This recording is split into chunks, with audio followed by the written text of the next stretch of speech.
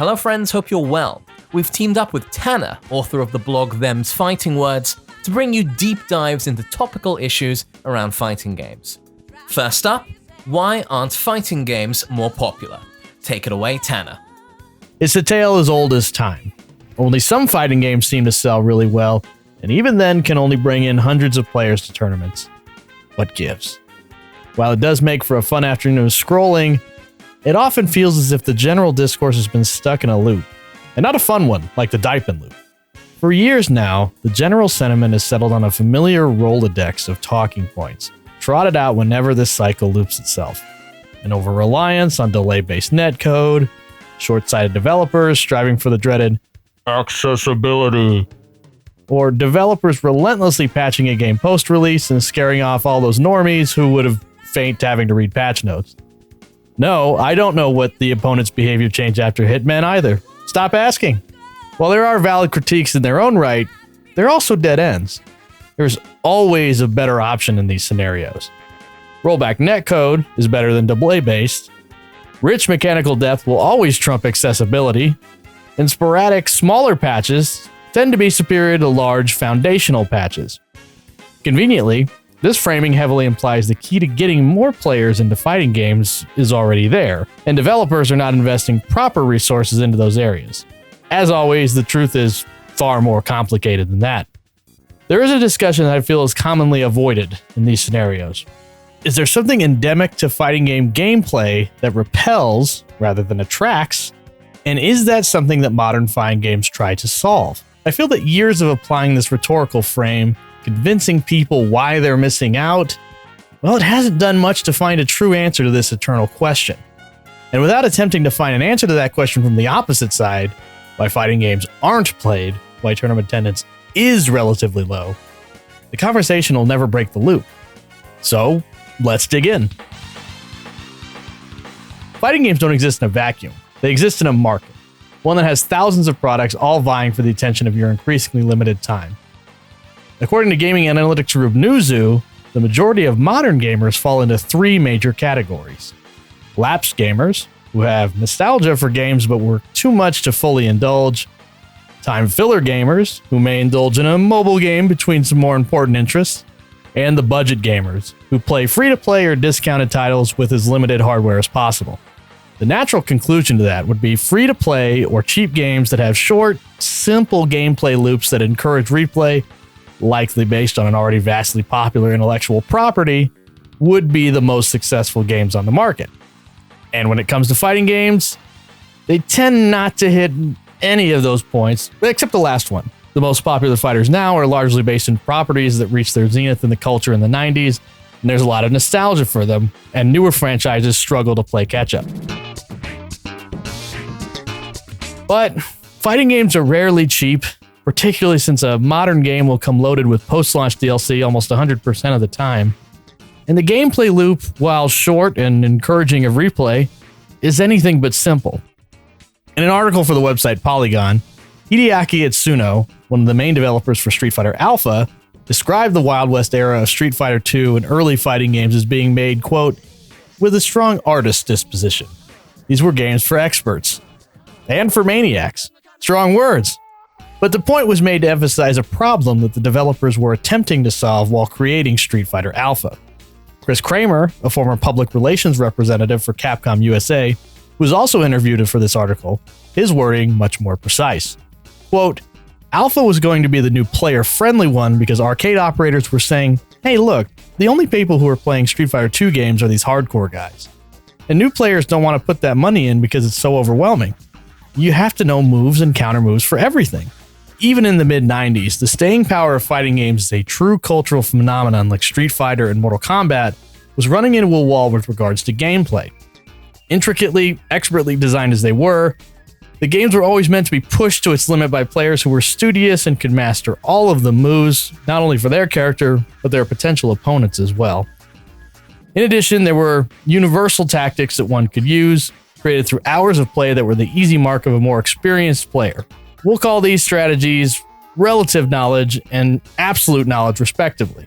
Being successful at fighting games is primarily a combination of both forms of knowledge. executed almost subconsciously at a breakneck pace during a few rounds that are typically over in just a minute and a half or so. Maniac was right, but here lies the tricky part. Fighting games aren't designed, typically, to teach a single player how to learn either its absolute or relative knowledge. And if it does, it's through a tutorial mode in an educational manner rather than an intuitive one.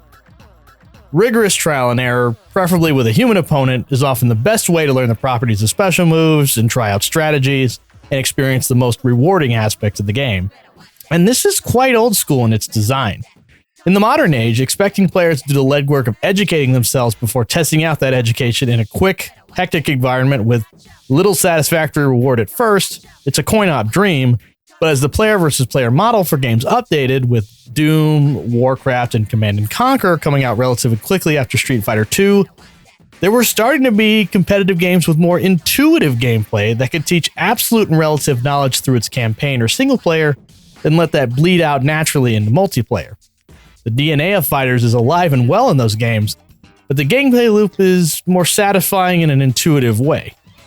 The strange evolution of competitive games has been taken to the more enticing aspects of fighting games, the individuality of the player avatar, the unique skills available to those avatars, resulting in equally unique matchups, the execution of special moves, and combining them with a more forgiving, popular genre into a chimera of sorts that rewards a higher number of players.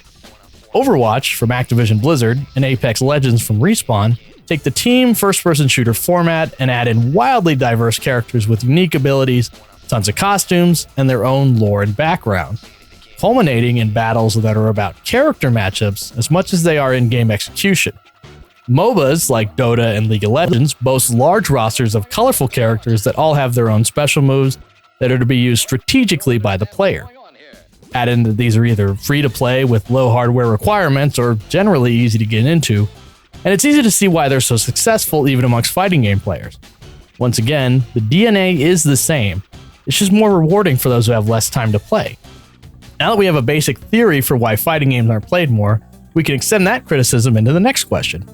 Why don't more people attend fighting game tournaments?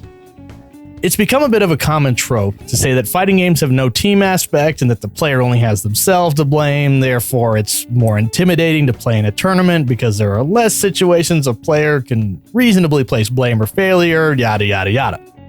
But it's difficult to say whether the people who use that framework realize the totality of what fighting game tournaments ask of a person beyond just a crisis of ego.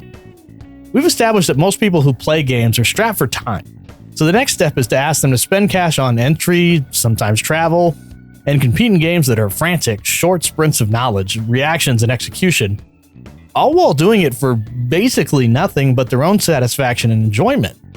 It may not sound like it, but this is a big ask, especially considering that the individual format for competition is, as studies have shown, a greater risk for anxiety and depression, as well as susceptible to purely goal-oriented mindsets rather than strict enjoyment. With that in mind, consider also that competitive, in quotes, to a high-level player versus a low-level player may imply massively different end goals. If one were to go to the public Discord for a high-level fighting game player, competitive will likely mean using optimal strategies and ultimate character knowledge to engage in the highest levels of play consistently. But if you take your average Ken player Andy over here, who bangs out for a couple hours after work on a Tuesday, competitive to them might just mean, I win more at night than I lose. There's an expectation that the majority of players who are low ranked conceive it as them starting at the bottom rung, but it's more likely that most are not only not unaware of what their high level strategy is, but if they do, they likely believe they're already doing it and feel no need to prove it to anyone else. While that may sound like a value judgment, it really isn't. Some people are perfectly comfortable assuming that the time they've put in is sufficient enough to be high level and that going to tournaments would not be a productive use of their time. Delusional, perhaps, but still a valid use of their time. It may just be the case that by assuming competitive to be the highest level of play, the risk for burnout is even higher than it normally would be given the other intrinsic factors in fighting games that are uniquely stressful. The hours and hours it would take to maintain the highest level of play in these times is pretty substantial, with most who do it more or less taking on it as a part-time, if not a full-time job. Job being the key word here. The simple act of playing the game becomes an obligation, rather than the unbound freedom it may have been playing for 2 hours after work. If you don't take time off work, How's it possible to avoid burnout? And yet it's something that is expected to be competitive in many subcommunities. The cost of doing so be damned. Unrealistic goals are the death of dreams, and there's an entire infrastructure dedicated to selling the idea of competing in competitive video games as the dream. FOMO, or the fear of missing out, is a marketing strategy perfectly designed to sell unrealistic goals as attainable. And most high-level esports events are sold to a person with FOMO as the key driver. If you don't attend or watch, you're not watching the highest level of play, you're not watching the biggest personalities, you don't have the shot of winning the glory and the big cash prizes. But how much of that is just hot dogging and grandstanding? FOMO is how competitive fighting games have been sold as something worth investing into for nearly a decade, but the most popular online competitive games like PUBG, Fortnite Battle Royale, Hearthstone, and Apex Legends are produced and financed by some of the biggest entertainment conglomerates on the planet, and they also have unbelievable amounts of capital investment in maintaining a robust competitive scene. But Tencent, a Chinese company with a revenue of $73 billion, that's billion with a B, folks, in 2020, is the sole owner of Riot Games, the makers of League of Legends. They're also the exclusive developer and marketer of PUBG's wildly popular mobile edition, and a minority, 40%, stakeholder in Epic Games, the creators of Fortnite Battle Royale. Hearthstone is a creation of Activision Blizzard, the largest gaming company in the Americas and Europe, and Apex Legends is property of Electronic Arts, the second largest gaming company in the Americas and Europe. With so much jack just falling out of the pockets of these corporations, they can afford to indulge in a massive way for their competitive scenes, to the tune of hundreds of millions of dollars in prize money, advertising, so on and so forth. By comparison, the biggest prize pool in fighting games was probably the Capcom Pro Tour in 2019 at $600,000 prize pool total, which is no slouch, but it pales in comparison to its direct competitors. If you were to ask someone to risk huge burnout and go for unrealistic dreams, a cash prize of a cool, maybe $1 million plus would probably be an acceptable risk for the reward. Not that the $250,000 prize of winning the Capcom Pro Tour is by any means small, but it's still a significant investment to compete in a year-long circuit for less than a quarter of the prize for some of these other games. I don't blame people for feeling like they are in fact missing out on something far greater than fighters. Competing in high-level fighting games often just isn't just a matter of going to a tournament here or there. It's packaged and sold as a journey to self-improvement, to greater social and professional success. But how many of these journeys have become examples of sunk cost fallacy, rather than the grandeur that is hyped up? To wrap this up, my intentions aren't to imply that the conclusions I've come to are 100% accurate, but that fighters are only worth what they can earn in profits and tournament players. Hell, most play fighters in spite of relative mainstream obscurity or overflowing prize pots because, well, we care. We love it. Many watching this video likely first picked up a fighter in their youth and have continued on as adults, grateful for a lot of great memories. But I think those who may find themselves anxious about the relatively small consumer and competitive player base and how that bodes for the future aren't invalid. And they deserve more than zero-sum solutions that don't really dig into the meta-narrative surrounding fighters and why the player bases don't turn out. Finding answers often means leaving the comfortable, assured positions of authority and meddling in the opposite end of the spectrum to see where your thoughts may have gone wrong. Leave your thoughts in the comments below, and let's start asking more thoughtful questions. Thank you so much for watching. If you like this video and want to see more, click that subscribe button in the bottom right corner, and don't forget to click the bell so these videos show up right in your feed. In the description, you can find a link to my blog and my Twitter if you want to hear an expanded version of my thoughts or just really like Persona fan art. We'll talk to you again after a little while.